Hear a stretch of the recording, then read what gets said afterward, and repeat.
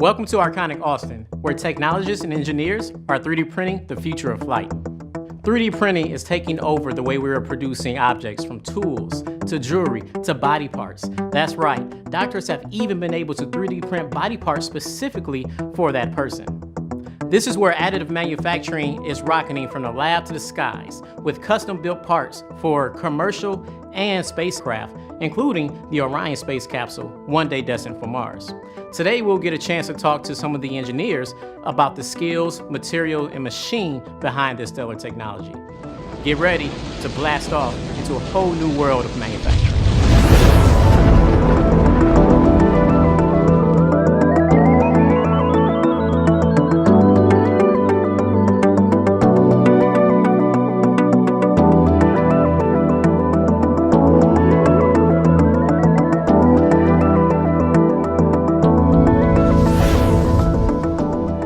I'm here now on the Arconic Austin shop floor with Laurie Marco, Vice President, Energy and Additive Manufacturing. Laurie, thank you for having us here today. Darnell, I'm glad you're here today. And hi, everybody. So I gotta tell you, I'm really geeking out about all the things that can be created from 3D printing. So you gotta tell us, how does it work? Well, it is super cool because for thousands of years, people have been making parts by taking a piece of raw material, it's a big block of raw material, and peeling away at it, chiseling away at it to get to a final shape. But today, we can actually start with nothing but powder, and we can slowly, from the bottom up, build a part, adding the material only where we need it, which is really, really cool. No, that actually sounds really cool. So if I understand it, essentially additive manufacturing, or 3D printing, is the process of taking material and adding layer by layer to form a new object.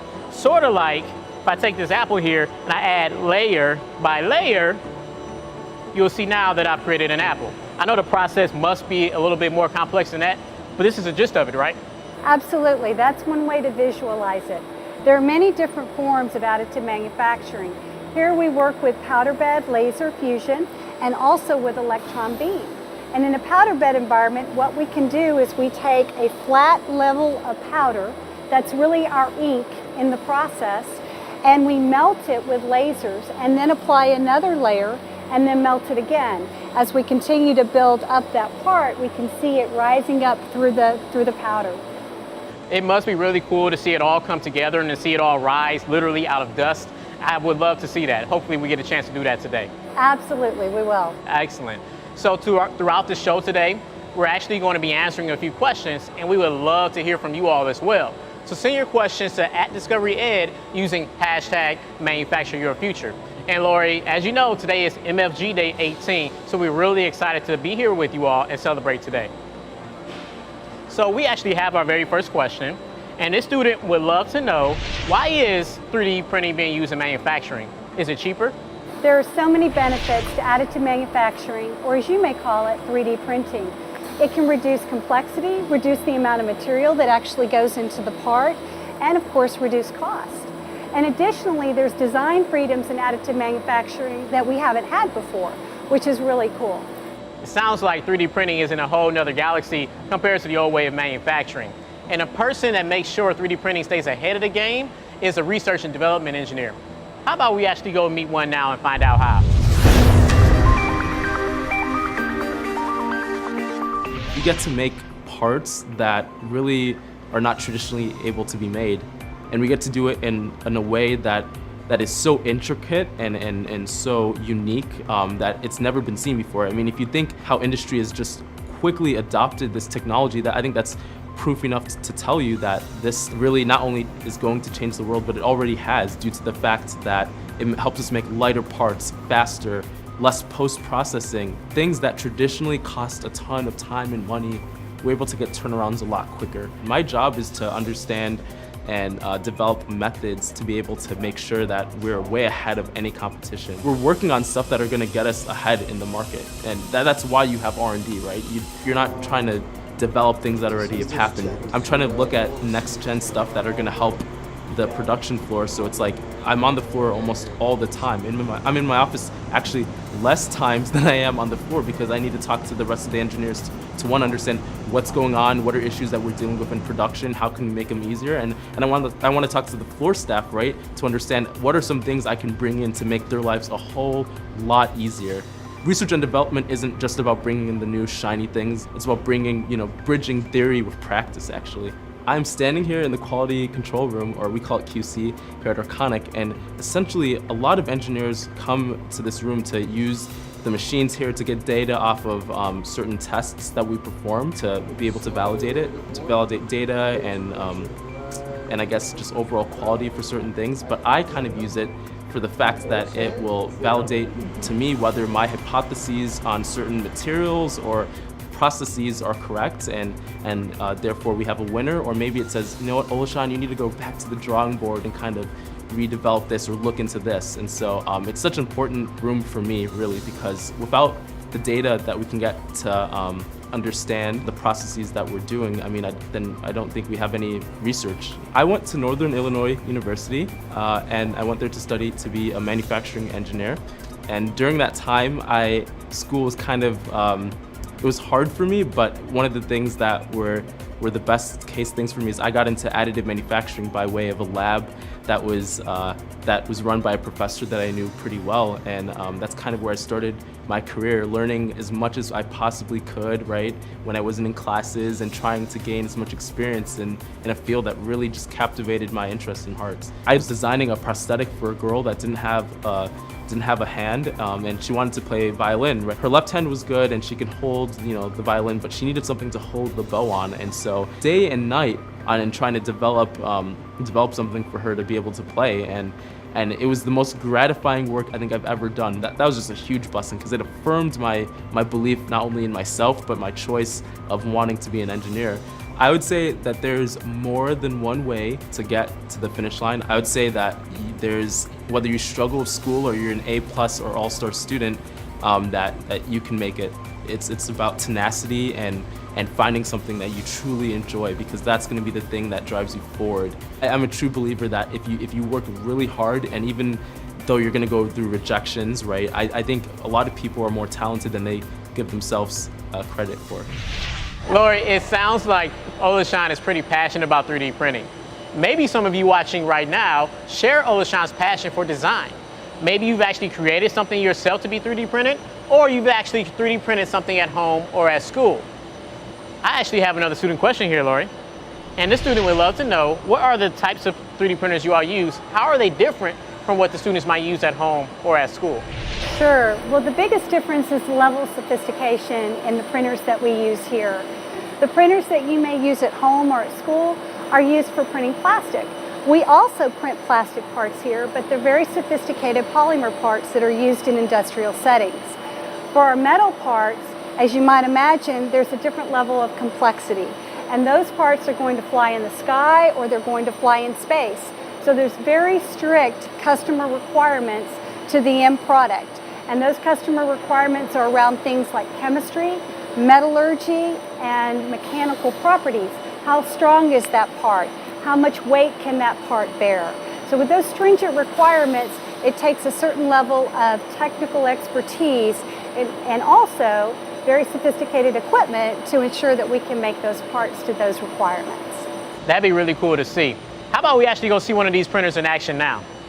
Sounds good.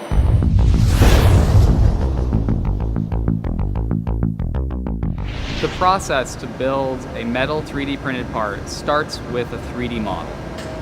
That 3D model is analyzed for compatibility with various machines, and the feasibility to see whether or not it's buildable is evaluated. Once we've determined what type of machine we want to build the part with, it's placed in a digital environment on the computer on a build surface.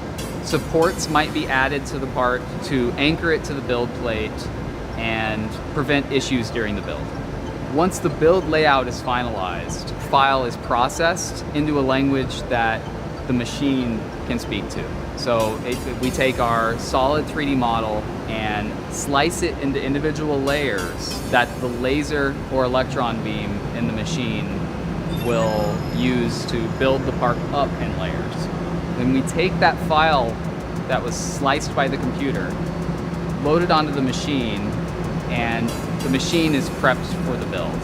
So that means the machine is cleaned out, material that will be used to build the part out of is added, the build environment is heated or oxygen is removed. Once the machine is ready, the build file is started, and the laser will begin lasing the one layer of powder, a very, very thin layer of powder, width of a human hair. When that layer is complete, the build plate will drop a very small amount, the thickness of that first powder layer. And an additional layer of powder will be laid on the build plate to cover the first layer. The laser then begins melting a second layer of powder, and then the entire process repeats continually until the whole build is complete. After all of the layers of powder have been melted, the build needs to cool down, and the chamber environment needs to be made safe to be opened. Air is introduced back into the chamber, the build plate is raised up to expose the parts, and the unmelted powder will get removed from the part. At that point, the build plate can be removed from the build chamber and post-processing can start. Now, not only the part was printed, most builds also have support material created. These are sacrificial parts that were there only to support the part and maintain its shape during the build. If there was support material on the part, it needs to be broken away and removed from the part. And usually additional grinding, polishing, and various surface finish improvements need to be done to the parts after they've come out of the machine. As an additive manufacturing engineer, I deal with all aspects of the 3D printing process. So that can range from taking a part and figuring out how to build it, or if it's even possible to build it, to dealing with that part after the process has been completed and we need to do some things to it before it can ship to a customer.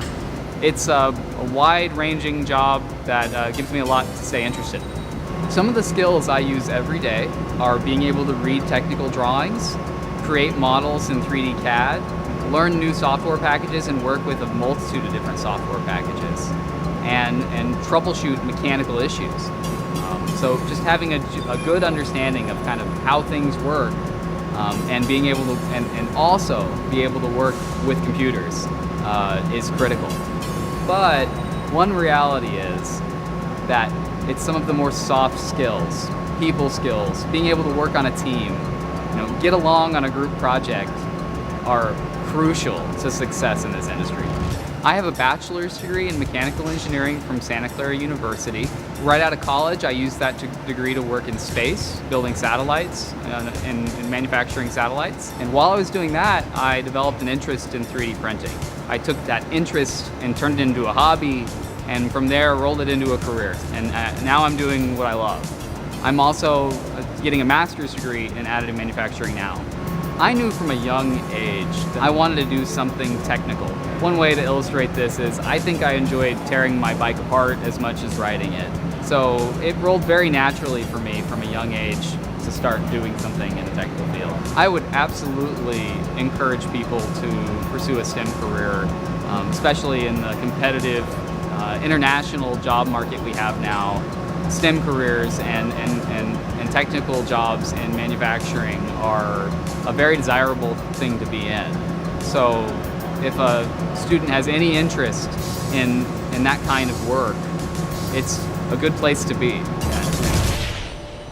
While Nick was showing us how 3D printed parts are created, we received another student question. Don't forget, we want to hear from everyone, so send your questions to @DiscoveryEd using #ManufactureYourFuture. So the student wanted to know, are there any 3D printed parts that are currently used in space today? Absolutely. We're really proud to be associated with NASA's Orion program. This particular part is a vent housing that we made for NASA's Orion's inaugural flight in December of 2014. It's made out of a special metal called Inconel 718, And it was a pretty challenging part to design because it has a lot of different parts to it, but also it has this special mesh here. What's really neat about this part is this used to be multiple parts, and now we make it as one part through 3D printing. We're continuing to make this part today, and it's flying, and we'll be flying on the other side of the moon very soon. I want to be on that flight, and I can tell that there are a lot of considerations that go into play when designing any part, selecting material, and preparing for a build. Let's hear now from a new product engineer who plays a role in doing the analysis to ensure that we have a very successful build.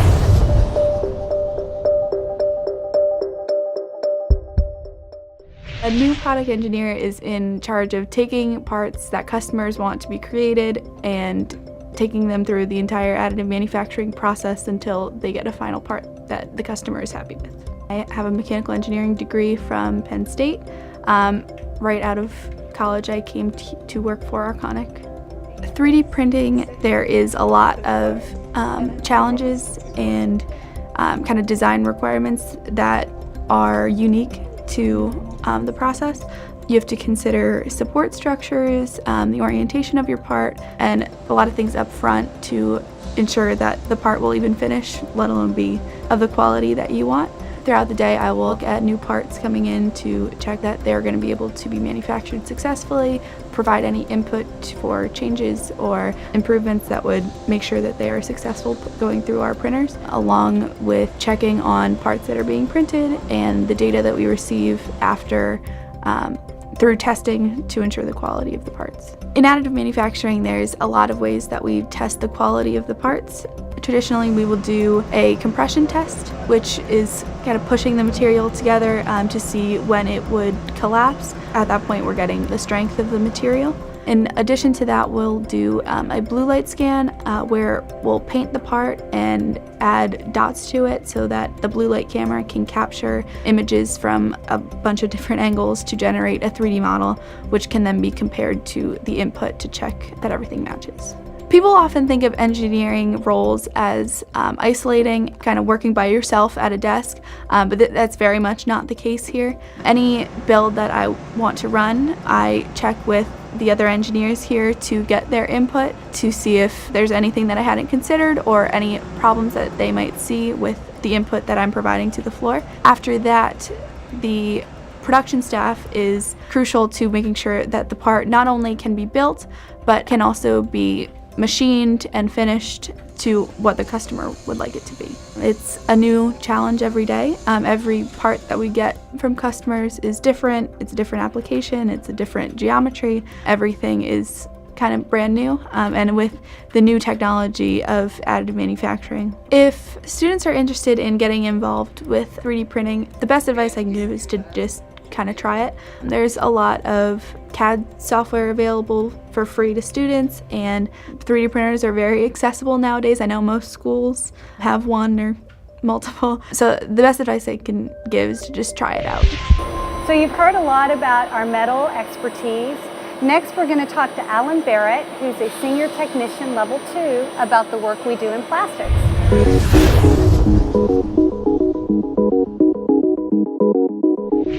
Basically, the process for plastics or pretty much most of the processes here is very similar. We usually start with customer questions, starting with an RFQ or a quote. We will then figure out if it's actually worth additive manufacturing, if it's going to benefit them, or maybe a new way to re-engineer their parts so that it makes it even better in additive manufacturing, lighter, faster, stronger. Then we take that quote, we then make that quote into reality. We decide what kind of material might benefit them, or if it may be metal, or if it might be plastics. Might want to do a prototype beforehand to test it out, so we might do it in plastics first. The process really begins with the build setup. The build setup consists of taking an STL file and bringing it into our program, and then you figure out how many quantity you're looking for, and then you'll basically space them out at least 30 thousandths from each other, depending on the size of the part, a little more. Then you'll put it in the proper orientation for the material that you have so it'll build properly. You'll then figure out how many you can put on what we call a layer, which is how many different parts that you can fit on one consistent layer height. And then you can then group all of those and multiply that so you can get multiple layers high, so you can have several layers within a build. Once you have all that set up, you will then save the program, and it will then slice the file into little layers, 4/1000ths of an inch per layer, and then you send that information to the actual machine, and then you begin the build process. The build process begins with heating the machine first for anywhere from 15 minutes to a half an hour. Then you would then make sure everything, all your settings and parameters are correct, and then you would hit play on the machine, and then it begins to do the building process. And then it will heat up for approximately 15 to 20 minutes depending on your height, and it will start to do the actual building process, which is melting it 4/1000ths of an inch layer by layer by layer with a single laser. When the build is then complete, then at that point you open the chamber door. You then put in a top hat, which you then lift up the build in there. The cake will then rise up into the top hat. You then use the tray to remove the cake, and you'll put that in there and then pull it out very carefully. You bring that over to a cart. We put that on a cart, wheel that over to the scale. We then measure the weight of the total cake. We then take the cake from there and we bring it into our powder breakout room. And then you put it onto a breakout station, which has a downdraft air coming through it, so it keeps the dust out. And then you begin to break out the parts and use your by hands, wearing gloves and a mask, and you break out your parts.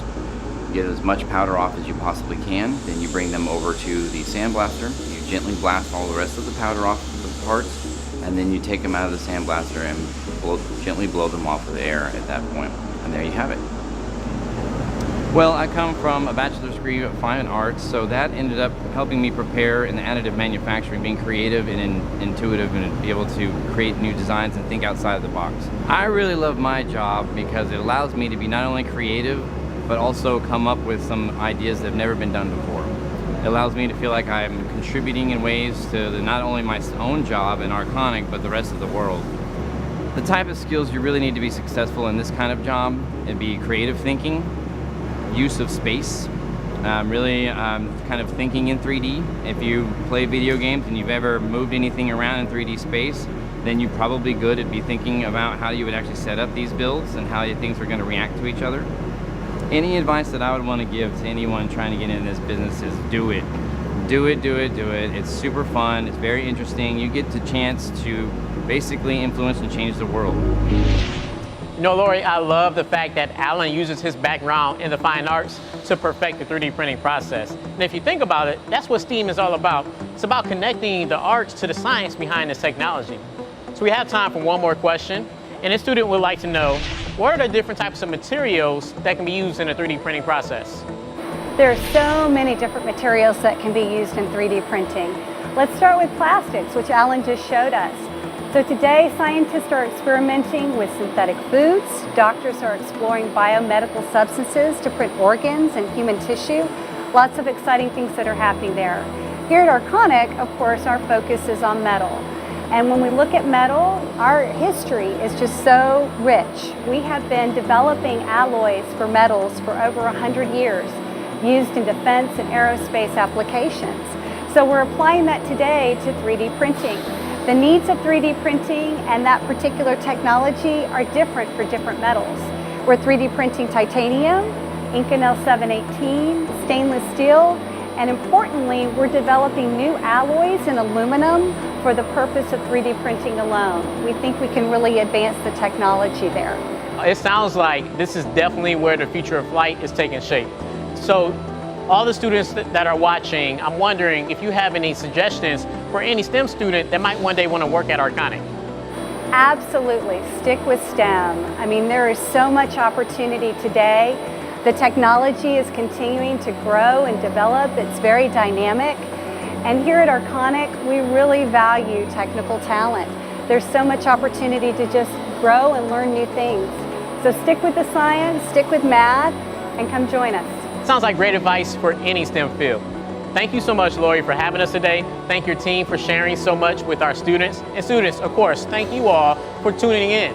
Don't forget, I want you all to visit manufactureyourfuture.com, where we have a lot of free resources designed to cultivate the next generation of manufacturing leaders and innovators. And a special note to the teachers, check out the Manufacture Your Future Teacher Challenge for a chance to win up to $5,000 just for sharing ideas for for how you can bring manufacturing skills into your school.